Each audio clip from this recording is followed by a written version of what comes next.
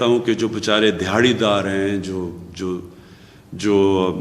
مزدور ہیں، جو بیچارہ طبقہ کماتا ہے تو بچے کھاتے ہیں، وہ سب سے پہلے متاثر ہوگا۔ اس لیے ہم ابھی رکے ہوئے ہیں، لیکن میں کتنی دیر ہم یہ روک سکتے ہیں لاک ڈاؤن سے، آپ کے اوپر ڈپینڈ کرتا ہے۔ اگر آپ آج سے احتیاط کریں جس طرح ایک سال پہلے آپ نے کی تھی، ایک سال پہلے جب پچھلی رمضان آئی، واحد ملک تھا پاکستان جس نے مسجدوں کو بند نہیں کیا، لیکن مجھے بڑا فخر تھا کہ جس طرح ہمارے علماء نے، جس طرح انہوں نے لوگوں کو بتایا، جس طرح امام مسجد نے لوگوں کو SOPs پہ فالو کروایا، پاکستان بچ گیا، ہمیں کوئی مسجدوں سے کرونا پھیلا نہیں۔ اسی طرح آج اگر آپ اسی طرح احتیاط کریں، اور مجھے افسوس سے کہنا پڑتا ہے کوئی احتیاط اس وقت نہیں کر رہا، کوئی SOPs کے اوپر نہیں چل رہا، بہت کم لوگ چل رہے ہیں، اس سے بہت بڑے خطرے کا اب ہمیں سامنا کرنا پڑ رہا ہے۔ اسی طرح اگر ہم نے احتیاط نہ کی، ہمیں لاک ڈاؤن کرنا پڑے گا، ہماری معیشت جو کہ اللہ کا کرم سے اس وقت اوپر جا رہی ہے، اس کو نقصان پہنچے گا، دکانداروں کو نقصان پہنچے گا، فیکٹریز کو نقصان پہنچے گا، لیکن سب سے زیادہ نقصان بیچارے غریب لوگوں کو پہنچے گا۔ تو میں یہاں ہمارے جو NCOC میں اسد عمر جو ہر روز اس کو مانیٹر کرتے ہیں، ڈاکٹر فیصل ہیں جو کہ میڈیکل اوپینین دیتے ہیں، میں چاہوں گا کہ ان سے یہ آپ سے مختصراً بات کریں اور آپ کو سمجھائیں کہ ہم کدھر کھڑے ہیں، ہمیں کیا کرنا چاہیے، اور اگر ہم نے احتیاط نہ کی تو یہ ملک کدھر جائے گا۔ جی اسد۔ جی شکریہ وزیر اعظم صاحب۔ آج کے جو فیصلے ہوئے ہیں وہ میں بتانا چاہتا ہوں۔ سب سے پہلا فیصلہ تو جیسے وزیر اعظم صاحب نے بتایا کہ کیونکہ آگے خدشہ نظر آ رہا ہے کہ بدقسمتی سے ہو سکتا ہے کہ ایسی صورتحال پیدا ہو کہ جس کے اندر ہمیں شہر کا بھی لاک ڈاؤن کرنا پڑے، تو NCOC کو ہدایت دی گئی ہیں کہ اگلے چند دنوں کے اندر صوبوں کے ساتھ مل کے پورا اس کے اوپر ایک پلان بنایا جائے اور کس طریقے سے یہ کام کرنا ہے، اور جو لوگوں کو اس سے مشکلات پیدا ہو سکتی ہیں اس سے بچانے کے لیے کیا اقدامات کرنے کی ضرورت ہے۔ دوسرا فیصلہ یہ کیا گیا جی کہ تمام وہ اضلاع جہاں پر 5% سے زیادہ اس وقت پازیٹیوٹی ہے وہاں پہ سکولز بند کر دیے جائیں گے، بشمول 9ویں سے 12ویں کلاس جو ہے ان کی کلاسز بھی جو ہیں یہ عید تک بند ہو جائیں گی۔ جو اس وقت بازار ہمارے کھلتے ہیں 6 بجے تک کا بازار کھلے ہوں گے، اس کے بعد جو ہے صرف وہ چیزیں جن کو یہ سمجھا جائے گا کہ وہ ضروری چیزیں ہیں اور جو ایسنشلز جن کو کہا جاتا ہے ان کا کاروبار الاؤ ہوگا، اور اس کی باقاعدہ ایک فہرست دے دی جائے گی، ایشو کر دی جائے گی، جس کے اندر وہ کون سے کاروبار ہیں جو کھولے جا سکتے ہیں اس کی لسٹ ہوگی۔ انڈور ڈائننگ کے اوپر پہلے سے پابندی تھی، اب عید تک جو ہے وہ آؤٹ ڈور ڈائننگ کے اوپر بھی پابندی لگائی جا رہی ہے، اور ٹیک اویز الاؤڈ ہوں گے، یعنی گھر ڈیلیوری کرنی ہے یا وہاں سے آ کے کوئی کھانا لے جانا چاہتا ہے اس کی اجازت ہوگی، لیکن وہاں پر بیٹھ کر کھانے کے اوپر پابندی لگ رہی ہے رمضان کے لیے۔ جمز جو ہیں، انڈور جمز جو ہیں ان کے اوپر پابندی لگائی جا رہی ہے۔ آفس ٹائمنگز جو ہیں ان کو 2 بجے تک محدود کیا جا رہا ہے، کیونکہ 6 بجے تک بازار کھلے ہوں گے تو ہم چاہتے ہیں کہ بیچ میں اتنا ٹائم ہو لوگوں کے پاس کہ انہوں نے جو شاپنگ کرنی ہے بشمول عید کی شاپنگ، یہ میں خاص طور پہ درخواست کرنا چاہتا ہوں جتنے لوگ ہیں مرد حضرات اور خاص طور پہ خواتین کے ساتھ، کہ عید کے لیے جو بھی آپ شاپنگ کرنا چاہتی ہیں وہ ضرور کریں، لیکن دن کے وقت کریں، شام کو افطار کے بعد بازار نہیں کھلے ہوں گے تو دن کے وقت شاپنگ کریں، اور ضرور کریں، عید کی ضرور تیاری کریں، اس میں کوئی حرج نہیں ہے۔ اور دوسری اس میں یہ ریکویسٹ ہوگی کہ آخری 3 دن اور 5 دن کا نہ انتظار کریں، یہ جیسے ہی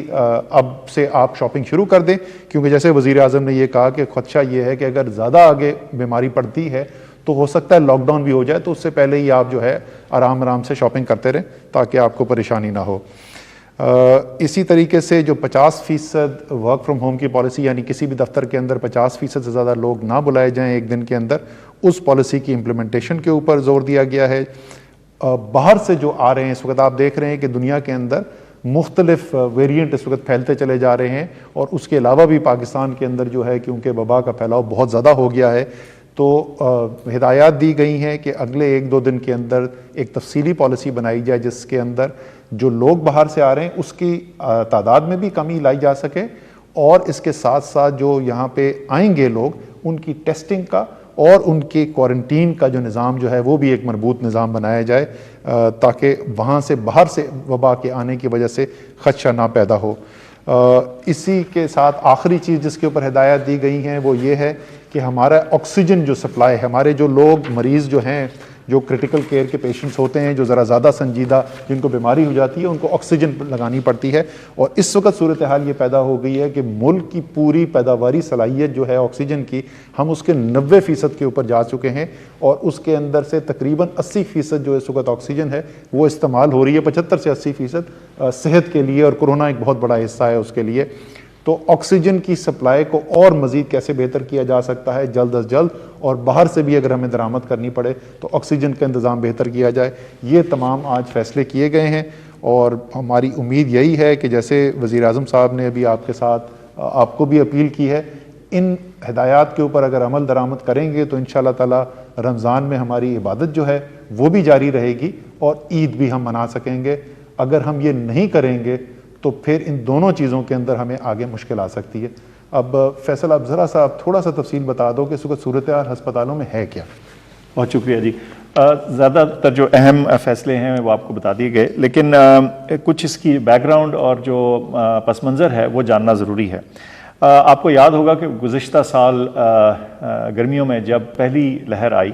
تو انتہائی شدید دباؤ پڑا ہیلتھ سسٹم کے اوپر، بہت سارے لوگ انٹینسو کیئر میں اور آکسیجن کے اوپر داخل ہوئے، اور ان کی تعداد تقریباً 3500 کے قریب میکسیمم کے قریب چلی۔ یہ میں آپ کو بتاتا چلوں کہ اس وقت جو آج کی یہ جو فگر ہے یہ 4600 سے اوپر ہے، تو ہم پچھلی دفعہ کی جو لہر ہے اس سے بہت اوپر جا چکے ہیں اپنی، اگر ہم ہیلتھ سسٹم کے اوپر پریشر کو میجر کرنا چاہیں۔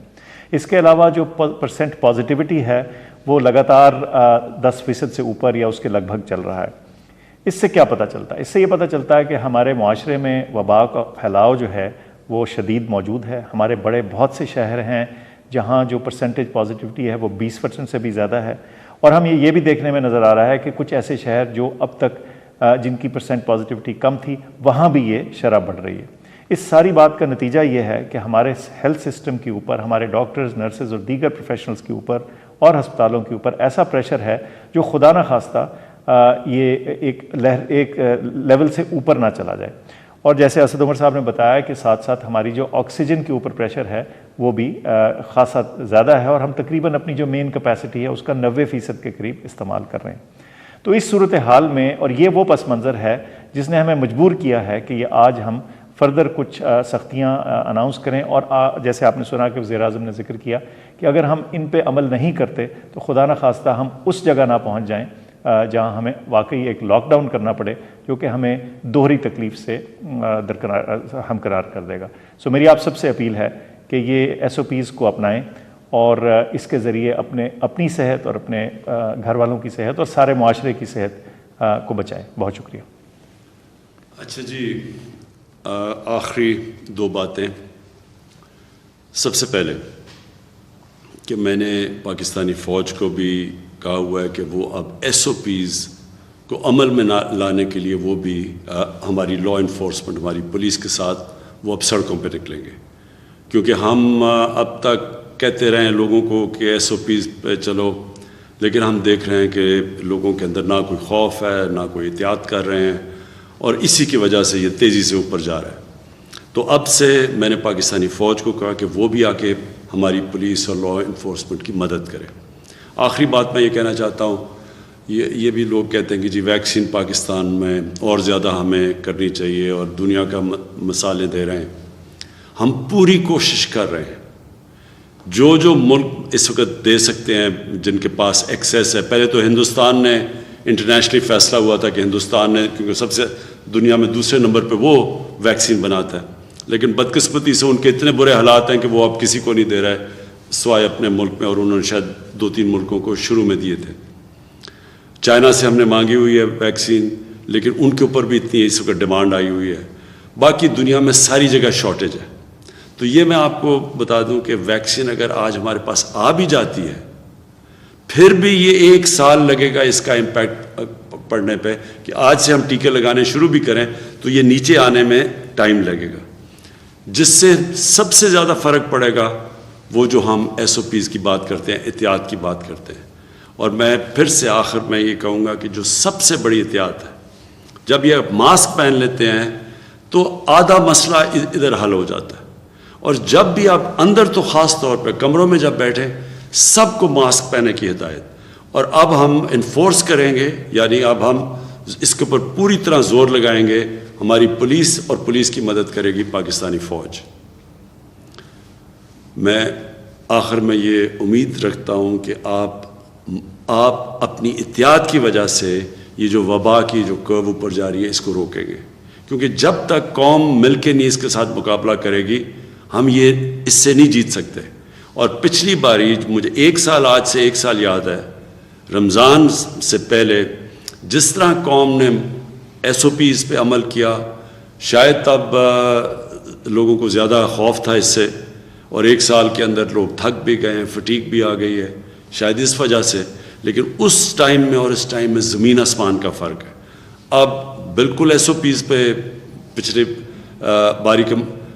کے مقابلے میں شاید ہی کوئی اب عمل